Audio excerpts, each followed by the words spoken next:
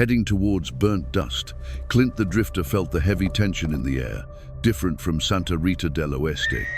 Burnt dust wasn't a dead town, but one that was slowly dying, squeezed between the greed of the cattle barons and the desperation of the miners. He had arrived there following a scribbled map given to him by a retired miner who spoke of stolen lands and broken families. On his back, Lightning the horse showed the weariness of the journey. Clint stepped into the Last Shot Saloon, where the creaking doors and faint murmurs hinted at some life. All eyes turned to him, and Clint noticed the faces of few friends. The counter was dusty and stained with old spills. A large man with a dark beard and vulture eyes approached. "We don't take kindly to trouble here, Drifter," he growled, his right hand already hovering over his holster. Clint sized him up. A brute with a gun too big for his hip. "I just want a drink and a few ounces," Clint replied, his hoarse voice calm and steady. Before the brute could react, a gunshot tore through the air, hitting the whiskey bottle behind the bar just inches from the man's head. Glass shards flew as silence fell once again. The smoke from the shot floated in the air. "Maybe he just wants a clean glass, Silas." A calm and challenging female voice echoed from the shadows in the saloon's corner. Clint turned. There she was, a tall, slender woman with piercing eyes, the color of wet earth, holding a long-barreled rifle with unnerving ease. Her name was Maratha, Shadow of the Desert, a legendary figure among the dispossessed, known for her unerring aim and relentless hatred of oppression. She was the last of a tribe wiped out by the cattle barons who ruled burnt dust, led by the ruthless Elias Vance. Silas, the brute, gulped. "Mara, stay out of our business," he stammered, fear overtaking his bravado. "Burnt dust's business is my business, Silas," she replied, her voice commanding. "And this Drifter, he seems different." She nodded toward Clint. "What brings you here?" Clint looked at her. He had heard tales of the Shadow of the Desert, but never imagined she was Riolette alone, a woman. "Justice," he said plainly. "The lands of burnt dust are being stolen and the water is drying up. Vance is the devil draining this land," said Mara. "Seems like we share a common goal," Clint replied, noticing the fire of justice in Mara's eyes.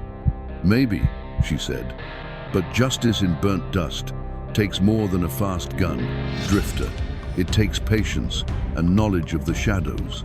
In the days that followed, Clint and Mara formed an unlikely alliance. Mara knew the secret mountain trails, the hideouts of Vance's men, and the land's secrets. Clint, in turn, brought experience in direct confrontation, military strategy, and the cold precision needed to deal with Vance's enforcers.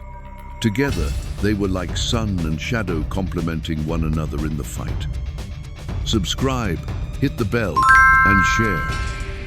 They discovered that Vance had diverted the river, feeding the town's wells to irrigate his private cattle lands, forcing miners and small farmers into submission. The plan was simple but bold.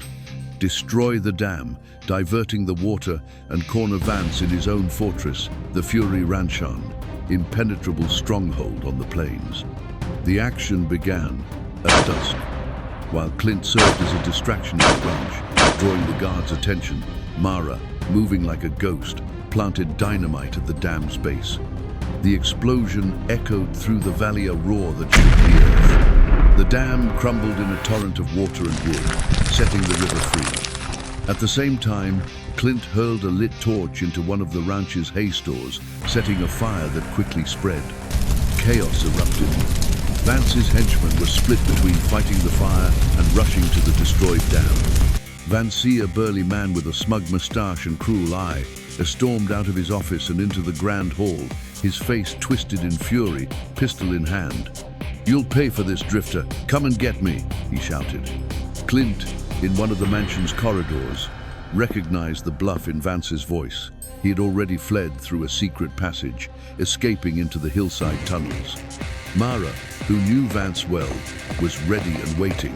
Gunshots rang out, startling the horses. The ranch burned.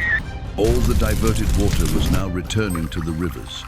Vance's fate was sealed long, bitter years in a cold cell. Families gave thanks and embraced. They knew that, at least for a while, peace would return.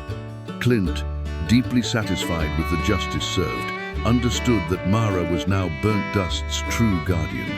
He had been only the spark. Clint rode off into the horizon.